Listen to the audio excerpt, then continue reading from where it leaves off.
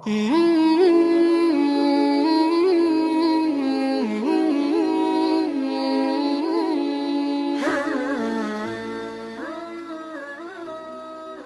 فرمایا اصل چیز جس کو دیکھنا ہے نا وہ یہ ہے کہ اللہ کیا کہہ رہا ہے، رسول اللہ صلی اللہ علیہ وسلم کا طریقہ کیا کہہ رہا ہے۔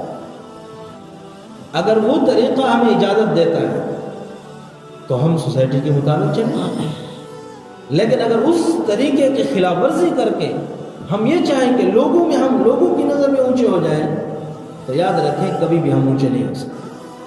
اللہ کو ناراض کر کے، اللہ کی نافرمانیاں کر کے اگر ہم یہ چاہیں کہ ہم لوگوں کی نظر میں اونچا اپنے آپ کو دکھانا چاہیں، اپنے آپ کو اچھا دکھانا چاہیں تو نہیں دکھا سکتے کبھی بھی۔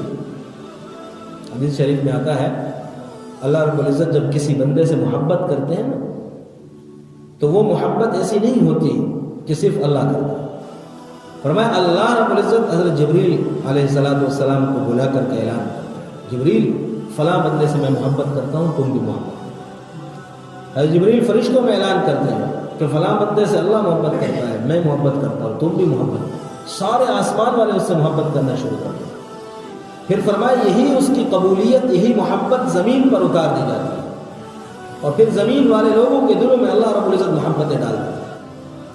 ہم اپنے آپ کو یہ دکھائیں گناہ کر کے کہ ہم لوگوں کے ہاں ہم اچھے لگے، لوگ ہمیں برا نہ کریں، تو یاد رکھیں یہ کبھی کامیاب نہیں ہو سکتا۔ جیسے حدیث میں آتا ہے نا اکثروا ذکر اللہ حتی یقول مجنون، عجیب الفاظ ہیں۔ فرمایا اللہ کا ذکر اتنا زیادہ کرو کہ لوگ تمہیں پاگل کہنے لگے، لوگ کہنے لگے کہ یہ وہی لوگ ہیں، وہ دکیا نہیں اس قسم کے لوگ، 14 صدیاں پیچھے والے لوگ۔ ہم نے الفاظ سنے ہوں گے، زمانے کے مطابق چلنے والے لوگ نہیں ہیں، یہ مولوی، یہ طالب اور یہ فلاں، یہ جو اپنے آپ کو یہ کہتے ہیں یہ دیندار طبقہ، یہ فلاں، یہ مجاہدین، یہ تبلیغی جماعت والے اور یہ فلاں، یہ تو پرانے طریقے پر 1400 سال پہلے کے طریقے انہوں نے اپنائے ہیں، زمانے کے مطابق نہیں چل رہا، زمانے والے پاگل ہیں۔ اگر زمانے والے دین پر چلنے کی وجہ سے پاگل کہہ دے تو سمجھو میں صحیح راستے پہ جاتا ہوں۔ اگر سوسائٹی والے دین پر عمل کرنے کی وجہ سے کہ میں دین پر عمل کر رہا ہوں، اس کی وجہ سے لوگ کچھ بھی کہتے رہے اور لوگ باتیں کسنا شروع کر دیں اور لوگ پاگل اور دیوانہ کہنا شروع کر دیں تو سمجھیں کہ میں سیدھے راستے پر چل رہا ہوں۔ اس لیے کہ اللہ نے فرمایا حتی یقول مجنون، اللہ کو ایسے یاد کرو، اللہ کے ایسے احکامات کی پابندی کرو کہ لوگ تمہیں پاگل کہنے لگیں۔ اگر لوگوں کی نظروں سے بچنے کے لیے صحابہ کرام کو دیکھیں، صحابہ کرام نے عجیب، اللہ رب العزت حضرت حذیفہ بن یمان رضی اللہ تعالیٰ عنہ، کئی دفعہ سنا ہوگا آپ نے واقعہ، دسترخوان پہ بیٹھے ہیں بڑے بڑے کافر بادشاہ، جب اللہ نے فتوحات دی، روم کے بڑے بڑے بادشاہ بھی ساتھ میں بیٹھے ہیں، وزراء بھی بیٹھے ہیں، سب بیٹھے ہیں، دسترخوان لگا ہوا ہے، کھانا کھا رہے ہیں، تو ظاہر ہاتھ سے لقمہ گر پڑا، اور آپ صلی اللہ علیہ وسلم کا یہ فرمان ہے کہ جب لقمہ ہاتھ سے گر جائے اور اس پر گندگی نہ لگی ہو یا دسترخوان پر جیسے گرتا ہے تو اگر تھوڑی بہت لگ بھی کہ تو صاف کر کے اس کو کھا لو، یہ حضور کی سنت ہے۔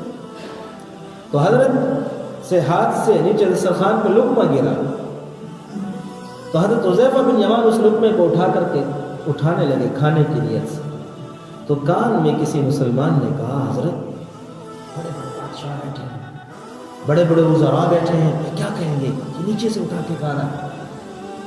تو حضرت حذیفہ بن یمان رضی اللہ تعالیٰ نے کیا فرمایا؟ فرمایا اَأَتْرُكُ سُنَّةَ نَبِي لِهَؤُلَاءِ السُّفَهَاءِ، کیا رسول اللہ صلی اللہ علیہ وسلم کی سنت کو ان بے وقوفوں کی وجہ سے چھوڑوں؟ ان کی حیثیت ہی کیا ہے؟ میرے نبی کی سنت کے مقابلے میں ان کی حیثیت ہی کیا ہے کہ آپ کہتے ہو کہ ان کی وجہ سے میں آپ صلی اللہ علیہ وسلم کی ایک سنت کو چھوڑوں؟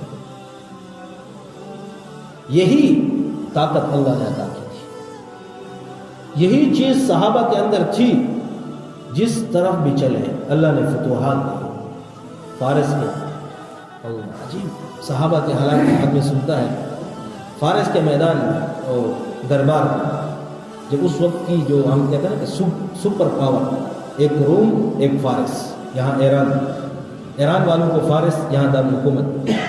تو یہاں کے بادشاہ کے پاس 2 صحابہ قاصد بن کر کے آئے بات کرنے کے لیے. سادہ سا لباس ہے, سادہ لباس پہنے ہیں اور پہنے ہوئے آئے. دربان جیسے ہوتے ہیں محل میں یا شہر میں جانے سے پہلے انٹرویو کرو بھائی, ہاں کس سے, بادشاہ سے ملنے کے لیے, ہاں بادشاہ نے بلایا, ٹھیک ہے پتہ کرتے ہیں, بلایا ہے. انہوں نے کہا آپ یہاں انتظار کریں, ہم بلاتے ہیں. تو صحابہ نے عرض کیا ٹھیک ہے ہم یہاں انتظار کر رہے ہیں, بلاؤ. بلا بادشاہ سے پوچھا گیا, اطلاع دی گئی کہ واقعتاً بادشاہ نے مذاکرات کے لیے بلایا ہے. تو صحابی بیٹھے ہیں اور وہ اپنی تلوار جو ٹوٹی ہوئی تھی نا اس کو تاروں کے ذریعے سے جوڑ رہے, ٹوٹی ہوئی تلوار.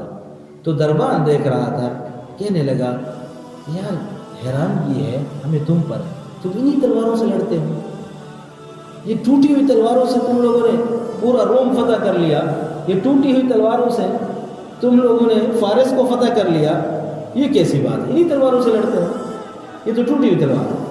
تو اس صحابی نے عجیب الفاظ کہے, اس نے کہا کہ اچھا آپ کو میں نظارہ دکھا دیتا ہوں.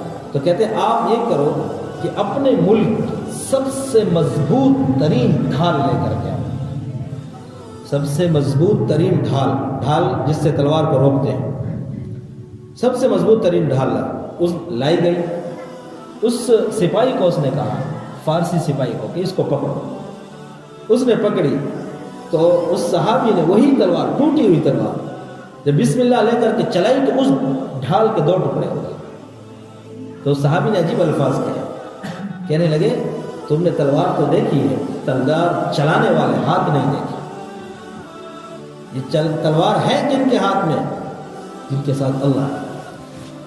کہا کہ دربار میں جانے کے لیے الگ قسم کا لباس ہے, وہ جبے پہنے پڑ لیں گے, ایسے ملاقات نہیں ہو سکتی بادشاہ سے. تو صحابہ نے کیا عرض کیا کہ اللہ کہ ہمیں نہیں پہننے. بادشاہ کو کہو ملاقات کرنی ہے تو ٹھیک ہے, اکیلے ہیں, 2 بندے آئے ہیں اور ادھر فارس کی حکومت ہے, مذاکرات کے لیے 2 بندے. کہتے ہیں کہ ہم انہی لباس میں جائیں گے, یہ ہمارا پرانا لباس, ٹاٹ والا لباس, اسی میں ہم جائیں گے ملاقات کریں گے. بادشاہ کو بتلایا گیا کہ وہ تو ایسے آ نہیں رہے. تو بادشاہ نے کہا ویسے انہی میں آنے دو, بس اپنے لباس میں آ رہے. تو اپنے لباس میں چلے گئے. آج کل تو ہم دوسروں کو کوشش کرتے ہیں پھر بھی وہ ہم سے اوپر ہوتے جاتے ہیں. ایمان نہیں نا, طاقت نہیں. ایمان کی طاقت, رسول اللہ صلی اللہ علیہ وسلم کی اتباع کی طاقت جب اندر ہوگی نا تو پھر ایسے بادشاہ بھی ان ٹاٹ پہننے والوں کے سامنے نیچ نہ ہو. تو پھر بتا, آج ہم کہتے ہیں کافر غالب ہو گئے, کافروں کو یہ ہو گیا, تب مسلمان ہم ہیں کہاں؟ قرآن نے کیا کہا وَأَنْتُمُ الْأَعْلَوْنَ إِن كُنْتُم مُؤْمِنِينَ. شرط یہ ہے مومن رہو, تم ہی بلند رہو گے. اب قرآن کا فیصلہ غلط ہو سکتا ہے. وَأَنْتُمُ الْأَعْلَوْنَ, بلند تم ہوگے, دنیا میں تمہاری حکومتیں ہوں گی, چلیں گی تمہاری, لیکن شرط یہ ہے کہ ان کنتم مؤمنین, مومن رہو, پکے مومن اور پکے مسلمان رہو گے تو کوئی کافر تمہارا بال بھی باقی نہیں کر سکتا. لیکن ہمارے اندر سے خود ختم ہو گئے, ہم دوسروں کی غلامیاں کرتے کرتے پھر بھی ہم سے راضی نہیں ہوتے. اور یہ 2 بندے ہیں, ایمان کی طاقت ہے, ٹاٹ پہنا ہے, ٹاٹ پہنے ہوئے جا رہے اور اندر چلے گئے دربار میں. اچھا بادشاہ کے سامنے طریقہ کار ہوتا تھا پہلے سجدہ کرو, انہوں نے کہا سجدہ کرو. صحابہ نے کہا سجدہ تمہیں کیسے ہو سکتا ہے, ہم اللہ کے سوا کسی کو سر نہیں جھکاتے. بادشاہ نے کہا چلو ادھر کھڑے ہو جائے سامنے. بادشاہ خود کرسی پر بیٹھ گئے اور کہا کہ ہاں بات شروع کرو. تو صحابہ نے عرض کیا ہم تمہارے غلام نہیں ہیں کہ تمہارے سامنے کھڑے رہیں گے, یا ہمارے لیے کرسیاں لگاؤ یا خود کھڑے ہو جاؤ بات کرنے کے لیے. فارس کے سپر طاقت, سپر پاور طاقت کو للکار رہے ہیں 2 بندے ٹاٹ پہنے ہوئے. کیوں للکار رہے؟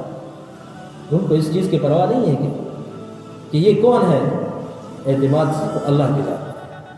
تو عرض کرنے کا مقصد یہ ہے کہ جب سے ہم اللہ رب العزت کی ماننا شروع کر دیں, اللہ رب العزت کے اور حضور صلی اللہ علیہ وسلم کے بتلائے ہوئے طریقے پر ہماری چال, ہماری ڈھال, ہمارا لباس, ہمارا رہنا, ہمارا پہننا, یہ سب اللہ کی رضامندی کے لیے ہو جائے, پھر لوگ ہمیں پاگل کہیں, لوگ ہمیں دیوانہ کہیں, کچھ بھی کہتے ہیں, ان کو بھی لوگ دیوانہ کہتے تھے، پاگل کہتے تھے صحابہ کو بھی، یہ دیوانے ہیں کیا، کیسے لڑ رہے ہیں، اتنی طاقت سے کیسے ٹکرائیں گے؟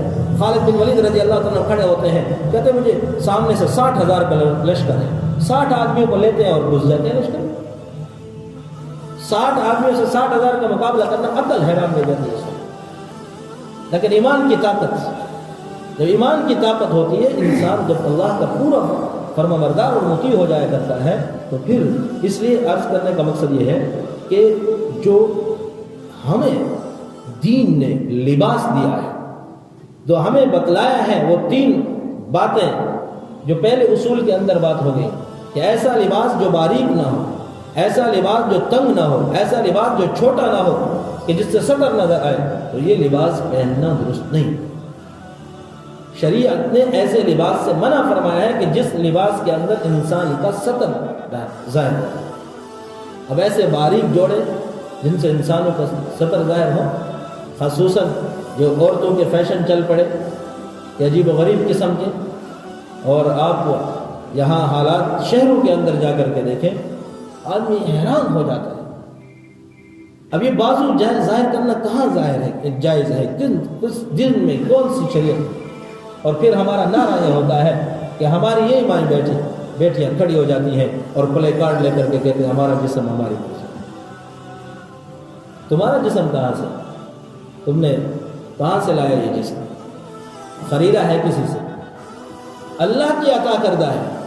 ہم مسلمان کیا ہے؟ مسلمان کا معنی کیا ہے؟ ہم نے سمجھا نہیں آج تک۔ مسلمان کہتے ہیں سر جھکانے والا، اللہ کے سامنے مطیع اور فرما بردار ہو۔ ہم تو اللہ کے مطیع ہیں، اللہ کے غلام ہیں، اللہ کے بندے ہیں۔ اس لیے کیوں کہا گیا، حدیث میں حضور فرماتے ہیں الدنیا سجن المؤمن و جنت الکافر، یہ دنیا مومن کے لیے قید خانہ ہے۔ قید خانے میں کبھی دیکھا ہے کہ جو قیدی ہوتا ہے وہ اپنی مرضی سے جہاں جانا چاہے، اپنی مرضی سے جو کچھ کرنا چاہے؟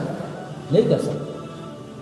تو فرمایا کہ یہ مومن کے لیے قید خانہ ہے، تو کیا مانا؟ پابندیاں لگی ہوئی ہیں، بند ہے ہر طرف سے، شریعت کی حدود میں رہتے ہوئے جو کچھ کرنا ہے کرو، لیکن شریعت کی حدود سے باہر کراس نہیں کر سکتے۔ جیل کے احاطے کے اندر رہتے ہوئے، جیل کا احاطے کے اندر رہتے ہوئے قیدی جو کرنا چاہے کر سکتا ہے، کھانا چاہے، گپ شپ لگانا جس کے ساتھ اجازت ہو کر سکتا ہے، لیکن اس کے باہر جائے گا تو پھر منع ہے۔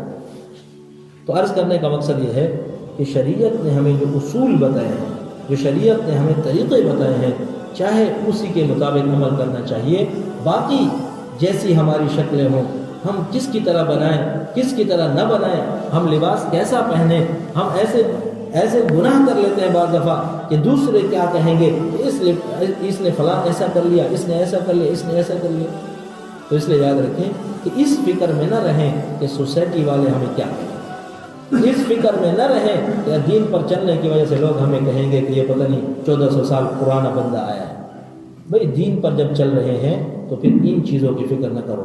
کہتے ہیں نا کہ وہ ایک کسی نے خوب کہا ہے کہ خدا حشر میں کہہ دے کہ یہ بندہ دو عالم سے خفا میرے لیے، تو وہاں یہی بات ہے کہ اصل مقصود یہ ہے کہ آخرت کے اندر اللہ رب العزت کہیں گے کہ یہ بندہ دو عالم سے خفا میرے لیے ہے، دونوں جہانوں سے ناراض ہو گیا، لوگوں سے ناراض ہو چکا ہے، لوگ اس کو دھتکار چکے ہیں، نکال چکے ہیں، لیکن کس کے لیے؟